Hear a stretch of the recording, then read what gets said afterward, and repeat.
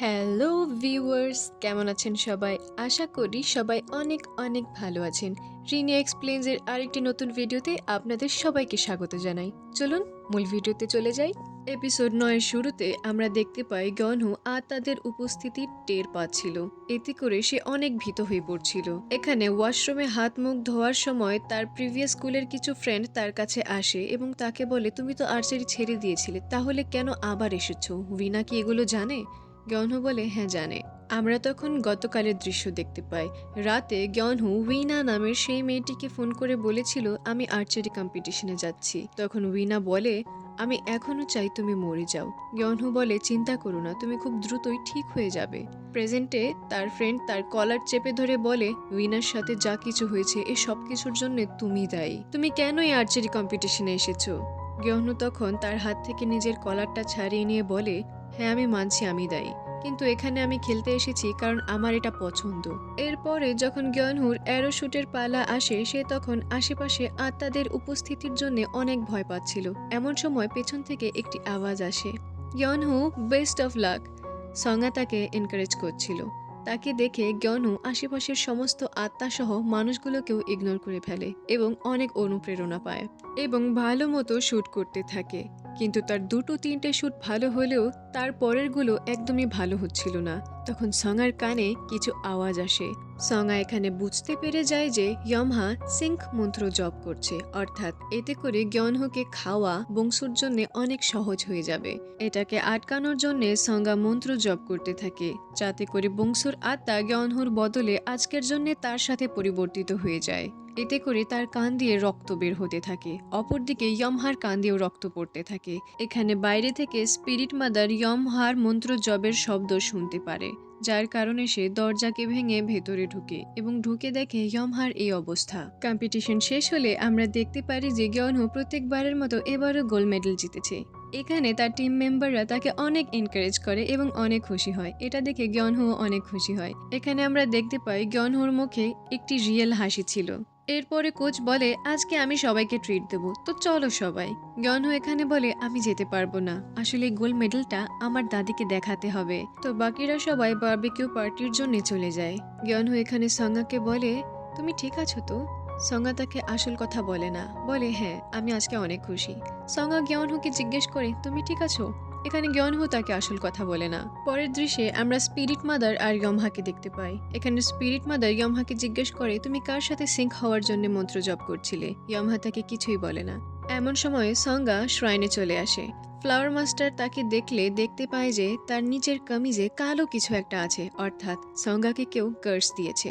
এতে করে spirit mother বলে, তুমি কি সঙ্গাকে কার্স দিয়েছো? তখন ইয়মহা বলে, হ্যাঁ এতে কি সমস্যা?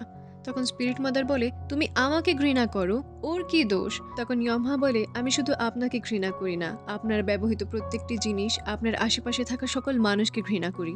এর পরের সিনে আমরা দেখতে পাই গ্যনহু আসলে ওই অন্ধ শামানের সাথে দেখা করতে গিয়েছিল। অন্ধ শামানকে গ্যনহু বলে, আমি সঙ্গার কামিজে কালো দাগ দেখতে পেয়েছি, এর মানে কি? অন্ধ শামান বলে, এর মানে হচ্ছে ওকে কার্স দেওয়া হয়েছে, এখন ঈশ্বর ওকে শাস্তি দেবে। গ্যনহু বলে, কোনো মতে কি এই কার্সটাকে ভাঙা সম্ভব না? তখন অন্ধ শামান তাকে বলে, সঙ্গা যখন তোমার মানুষরূপী তাবিজ হয়েছিল তখন সে তোমাকে কোনো একটা জিনিস দিয়েছিল কি? গ্যনহু তখন অন্ধ শামানকে সঙ্গার দেওয়া সেই লিপ বামটি দেয়। অন্ধ শামান তখন সেই লিপ বামটি হাতে নিয়ে মন্ত্র জপ করতে থাকে। সিন এখান থেকে আবার শ্রাইনে শিফট করে। এখানে সঙ্গা ইয়মহাকে বলে, তুমি কেন এমনটা করেছো? তুমি গ্যনহুর পিছু কবে ছাড়বে? ইয়মহা বলে, তুমি এতে নাক গলানো বন্ধ করো, তুমি আমাকে চেনো না। তখন সঙ্গা বলে, তুমিও আমাকে চেনো না। এতে করে ইয়মহা বলে, আমি তোমার ব্যাপারে সবকিছুই জানি। তোমার বাবা মা তোমার কাছ থেকে টাকা পয়সা ইনকাম করার পরে তোমাকে ছেড়ে দিয়েছিল। তখন তোমাকে এই স্পিরিট মাদার নামক মহিলাটি নিয়ে এসেছিল শ্রাইনে এবং তোমার অঙ্গরক্ষক দেবতার নাম হচ্ছে ফেরিকট। তুমি কি জানো স্পিরিট মাদার তোমাকে শ্রাইনে কেন নিয়ে এসেছিলেন? কেননা আমার জায়গায় টর্চার করার জন্য তার অন্য কাউকে দরকার ছিল। এতে করে স্পিরিট মাদার ইয়মহাকে বলে, তুমি চুপ করো, সঙ্গা তোমার মতো নয়, সে একদমই আলাদা, আমি তাকে অন্যভাবে লালন পালন করেছি। আর তোমাকে যদিও আমি তখন ছেড়ে দিয়েছিলাম, এখন আর আমি তোমাকে ছাড়বো না, এখন থেকে আমি তোমার অনেক খেয়াল রাখবো। এরপরে সঙ্গা গ্রেট গ্র্যান্ড আন্টিকে বলে, আচ্ছা আন্টি, আসলে কি আমাকে ইয়মহার জায়গায় রিপ্লেস করা হয়েছিল? আন্টি তখন বলে, ধুর পাগল, এমনটা হয় নাকি? বাচ্চাদের জায়গা কখনো অন্য বাচ্চা রিপ্লেস করতে পারে না। সঙ্গা তখন বলে, যখন আমি প্রথম ইয়মহার সাথে ডান্স করেছিলাম তখন আমার এমন মনে হচ্ছিল যে আমাদের কদম একসাথে চলছিল। তখন গ্রেট গ্র্যান্ড আন্টি বলে, এর কারণ তোমরা একই স্পিরিট মাদারের কাছ থেকে এই ডান্সটি শিখেছিলে। সঙ্গা বলে, তাহলে কি আমিও ইয়মহার মতো খারাপ হয়ে যাব? তখন গ্রেট গ্র্যান্ড আন্টি বলে, তুমি ইয়মহাকে যতটা খারাপ ভাবছো ইয়মহা ততটা খারাপ নয়।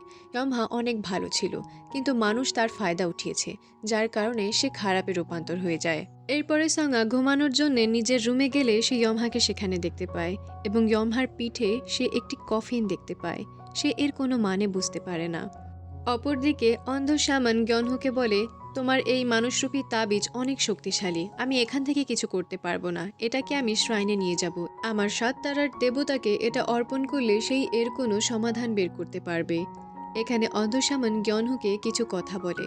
সে তাকে বলে যে এখন তোমাকে নিজেকে কাচের মতো সাবধানে রাখতে হবে, আর তুমি রক্ত থেকে দূরে থাকবে, আর কোনো পরিস্থিতিতে ভয় পেও না।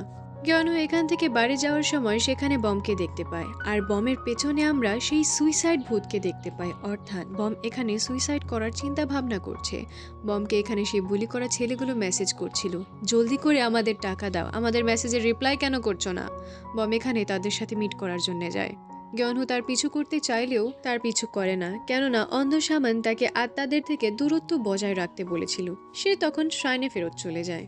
ফ্লাওয়ার মাস্টার এখানে গ্যনহুকে বলে, মিডল বেবি ডংচন অর্থাৎ সঙ্গা দ্রুতই অসুস্থ হতে চলেছে, তোমার ওর খেয়াল রাখা উচিত। তখন গ্যনহু বলে, কেন, কি হবে? ফ্লাওয়ার মাস্টার বলে, এটা আমাদের সামানদের মধ্যকার কথা, তোমার না জানলেও চলবে। তুমি শুধু তোমার এই সুন্দর চেহারাটা তার সামনে ধরে রাখবে, যাতে করে সে একটু বেটার ফিল করে। গ্যনহু বলে, ঠিক আছে, আমি দেখছি কি করা যায়। ফ্লাওয়ার মাস্টার বলে, তুমি কিভাবে করবে? গ্যনহু বলে, কেন, আমার সুন্দর চেহারা দিয়ে? ফ্লাওয়ার মাস্টার বলে, হ্যাঁ, মজা তো ভালোই করতে পারো। গ্যনহু এরপরে সঙ্গার কাছে রুমে চলে আসে। এখানে সঙ্গাকে আমরা অনেক আপসেট দেখতে পাই। গ্যনহু তখন সঙ্গার মুড ফ্রেশ করার জন্য টপিক খুঁজছিল, কিন্তু এখানে কোনো টপিক সে পাচ্ছিল না। এখানে সঙ্গার ডেস্কে সে একটি ক্যালেন্ডার দেখতে পায়, সেখানে লেখা ছিল, গ্যনহুকে বাঁচাও। সে তখন সেগুলোকে পড়তে থাকে যে সঙ্গা কতগুলো ভূতের সাথে লড়াই করেছিল গ্যনহুকে বাঁচানোর জন্য। কিন্তু এখানে সঙ্গা তার কাছ থেকে ওই কাগজটি নিয়ে যায়।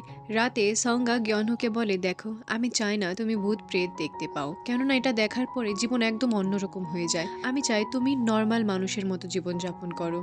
গ্যনহু তখন মনে মনে বলে, ও যদি জানতে পারে যে আমি ভূত প্রেত দেখতে পাই তাহলে ও অনেক টেনশন করবে। এজন্য গ্যনহু এটাকে সিক্রেট রাখে। ঘুমিয়ে যাওয়ার পর এখানে সঙ্গা যখন অপর দিকে টার্ন করতে যায়, সে সোজা গিয়ে গ্যনহুর উপরে পড়ে যায়। এতে করে সকাল পর্যন্ত তারা এমন অবস্থায় থাকে, আর জেনারেল ডংচন তাদেরকে এই পরিস্থিতিতে দেখে ফেলে। জেনারেল ডংচন তখন গ্যনহুকে একটা জোরে কষে লাথি মারে। গ্যনহু বলে, দেখুন, আপনি যেটা মনে করছেন ব্যাপারটা সেরকম নয়, আমি আপনাকে বোঝাচ্ছি। কিন্তু এখানে জেনারেল ডংচন গ্যনহুর পায়ে তলোয়ার চালিয়ে দেয়। এতে করে গ্যনহুর হাঁটতে অনেক সমস্যা হচ্ছিল। এখানে ক্লাস শুরু হয়ে গেলে ক্লাস টিচার সবাইকে একটি করে কাগজ দেয় এবং সবাইকে বলে, তোমরা সবাই নিজেদের স্বপ্নের ব্যাপারে এখানে লিখবে, কিন্তু কোনো ফালতু কথা লিখবে না, কাজের কথা লিখবে। যাই হোক, সবাই যার যার স্বপ্নের কথা লিখে কাগজ জমা দিলে ক্লাস টিচার এখানে সঙ্গাকে আর গ্যনহুকে সেখানে ডাকে, কিন্তু গ্যনহু তো এখানে গ্যনহু ছিল না, কেননা সঙ্গা আর গ্যনহুর হাত আলাদা ছিল, অর্থাৎ গ্যনহু এখানে বংশু ছিল। সঙ্গাকে তখন ক্লাস টিচার বলে, তুমি তোমার স্বপ্নটা সবার সামনে পড়ে শোনাও।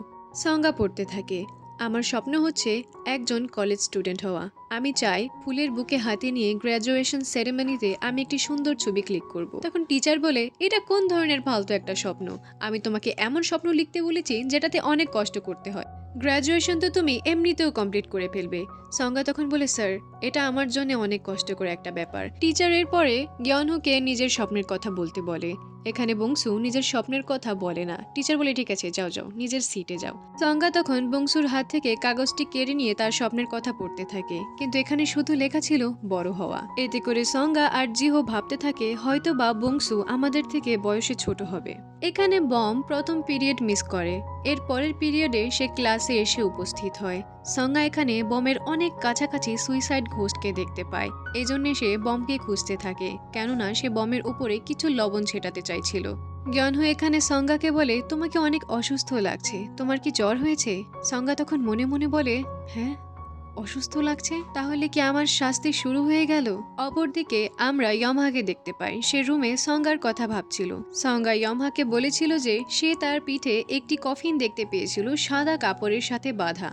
ইয়মহা বুঝে যায় যে এটা আর কেউ নয়, তার নিজেরই সন্তান। সে জেনারেল ডংচিনের কাছে গিয়ে তাকে বলতে থাকে, আপনি কেন আমাকে বলেননি? আপনি কেন আমার কাছ থেকে লুকিয়েছিলেন? আমার বাচ্চা আমার পিঠে রয়েছে এবং সে মুক্তি পায়নি। আপনি ব্যাপারটা আমার কাছ থেকে সম্পূর্ণভাবে লুকিয়ে গিয়েছিলেন কেন? আমার বাচ্চা কষ্ট পাচ্ছে আর আপনি আমাকে বলেননি। সে এখানে পাগলের মতো সবকিছু ভাঙচুর করতে থাকে। তখন flower master are great grand aunty এসে তাকে আটকানোর চেষ্টা করে। অপরদিকে স্কুলে গ্যনহু সঙ্গাকে বলে, তোমার শরীর অনেক খারাপ, আমাদের বাড়িতে যাওয়া উচিত। এতে করে সঙ্গা তাকে বলে, দাঁড়াও, আমি একটু হাত মুখ ধুয়ে আসছি। সে গ্যনহুর হাত ছেড়ে দিলে সে বংশুতে পরিণত হয়ে যায়। বংশু গ্যনহুকে জিজ্ঞেস করে সঙ্গার কি হয়েছে। গ্যনহু বলে, ওকে অভিশাপ দেওয়া হয়েছে। তখন বংশু বলে, এমনটা কি করতে পারে? গ্যনহু বলে, আমি জানি না। এরপরে সঙ্গা আবার বংশুর হাত ধরলে সে গ্যনহুতে পরিণত হয়ে যায়। সঙ্গার এখানে শরীর অনেক খারাপ ছিল। পরের দৃশ্যে শ্রাইনে ইয়মহা স্পিরিট মাদারকে বলে, আপনি কেন এটা আমার থেকে লুকিয়েছিলেন? স্পিরিট মাদার তাকে বলে, ঈশ্বর আমাদেরকে শাস্তি দেওয়ার বদলে আমাদের পছন্দের কাউকে শাস্তি দেয়, যাতে করে আমরা কষ্ট বেশি পাই। এজন্য ঈশ্বর তোমার সন্তানকে শাস্তি দিয়েছে যাতে তুমি সারা জীবন নরকের মতো জীবন যাপন করো। ইয়মহা তখন বলে, আপনাকে আমি মরার আগ পর্যন্ত অভিশাপ দিতে থাকবো, এমনকি মরণের পরও আপনাকে অভিশাপ দিতে থাকবো। স্পিরিট মাদার এখানে ইয়মহার আঘাতে পট্টি বাঁধতে যায়, কিন্তু ইয়মহা বলে এটার কোনো প্রয়োজন নেই। তখন স্পিরিট মাদার বলে, দেখো, তুমি যদি আমাকে অভিশাপ দিতে চাও তাহলে আমার কোনো জিনিস তোমার প্রয়োজন হবে। এই জিনিসটা আমি তোমাকে দিচ্ছি, তুমি কোনো শক্তিশালী অভিশাপ দিও আমায়, ঠিক আছে? এরপরে আমরা স্কুলের কুকিং ক্লাস দেখতে পাই। এখানে সবাই চকলেটের ডেজার্ট বানাচ্ছিল। এখানে জিনুং দেখে দোহিয়নের কাছে একটি ডেজার্ট রাখার জন্য জায়গা নেই। তখন জিনুং তাকে বলে, দেখো, এটাতে ফিট হয়ে যাবে। তখন দোহিয়ন বলে, না, আমি ওটাতে রাখবো না।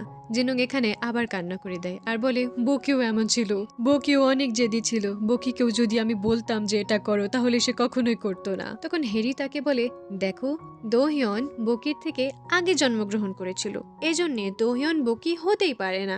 তখন জিনুং বলে, ব্যাপারটা তেমন নয়, আমি আসলে দোহিয়নকে অনেক ভালোবাসি। এটা শুনে ক্লাসের সবাই হাসতে থাকে।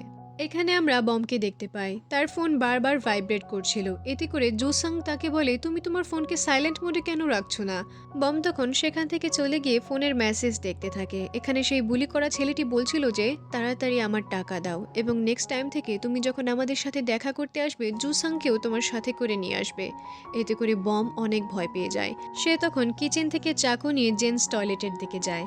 সঙ্গাও এখানে তার পিছু করতে থাকে। গ্যনহু তাকে মানা করতে থাকে, কেননা গ্যানহু দেখছিল যে তার পেছনে কোনো একটি আত্মা আছে আর গ্যনহু আত্মার সাথে কোনো রকম ঝামেলায় জড়াতে চাচ্ছিল না। কিন্তু সঙ্গা এখানে তার কোনো কথা শোনে না।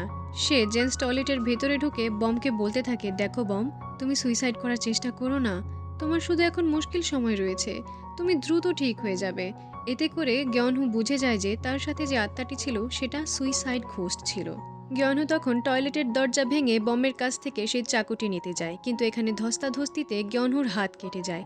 আর মনে আছে, অন্ধসামান গ্যনহুকে রক্ত থেকে দূরে থাকতে বলেছিল।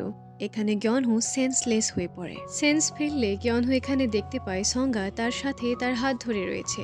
এখানে একটা বড় সড়ো ঘাপলা হয়ে গেছে। ঘাপলাটা কিছুক্ষণ পরে আপনারা বুঝতে পারবেন। এখানে সঙ্গার শরীর অনেক অসুস্থ হয়ে পড়ে, যার কারণে গ্যনহু সঙ্গাকে বাড়িতে নিয়ে যায়। ধীরে ধীরে সঙ্গার শরীর আরও অসুস্থ হয়ে পড়ে। এতে করে গ্যনহু তার সেবা যত্ন করতে থাকে। আর এভাবেই 3 দিন কেটে যায়। 3 দিন পরে সঙ্গা গ্যনহুকে বলে, আমার একটু বেটার ফিল হচ্ছে, চলো আমরা আর্চারি প্র্যাকটিসের জন্য যাই। গ্যনহু তখন তাকে বলে, তোমাকে বেটার লাগছে না, তুমি বাড়িতেই থাকবে। কিন্তু সঙ্গা বলে, দেখো, আমি একদম ঠিক আছি। তখন গ্যনহু বলে, অ্যাক্টিংটা ভালো ছিল, কিন্তু তুমি অসুস্থ, আমরা যেতে পারবো না। কিন্তু কথাই আছে না, মাইয়া মানুষের কথাই শেষ কথা। সো তারা আর্চারি প্র্যাকটিসের জন্য যায়। এখানে আর্চারি প্র্যাকটিস শেষে তারা যখন ক্লিনিং করছিল, ভুলবশত তখন সঙ্গার উপরে গ্যনহু পড়ে যায়। সঙ্গা তখন তাকে জিজ্ঞেস করে, যেটা লুকিয়ে রাখছো সেটা কবে বলছো? গ্যনহু বলে, কি বোঝাতে চাচ্ছ? তখন সঙ্গা বলে, তুমি গ্যনহু নও তাই না, তুমি বংশু। গ্যনহু তখন বলে, কি বলছো তুমি এখানে? সঙ্গা বলে, গ্যনহু আর্চারি করার সময় প্রত্যেকবার এভাবে ট্যাপ ট্যাপ করে, কিন্তু তুমি আজকে এটা করনি। বলো, তুমি বংশু তাই না? বংশু তখন স্বীকার করে যে হ্যাঁ, আমি বংশু। এখানে আমরা বুঝতে পারি যে 3 দিন যাবৎ সঙ্গার সাথে যে ছিল সে আসলে বংশু ছিল। সঙ্গা তখন বংশুকে জিজ্ঞেস করে গ্যনহুর কি হয়েছে। বুংসু বলে, আমি ওকে খেয়ে নিয়েছি। আর এখানেই এপিসোডটি শেষ হয়ে যায়।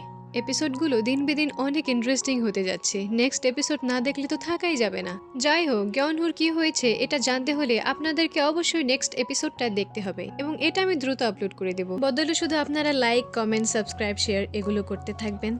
দেখা হচ্ছে অন্য কোনো ভিডিওতে। ততক্ষণ পর্যন্ত ভালো থাকবেন। আল্লাহ হাফেজ।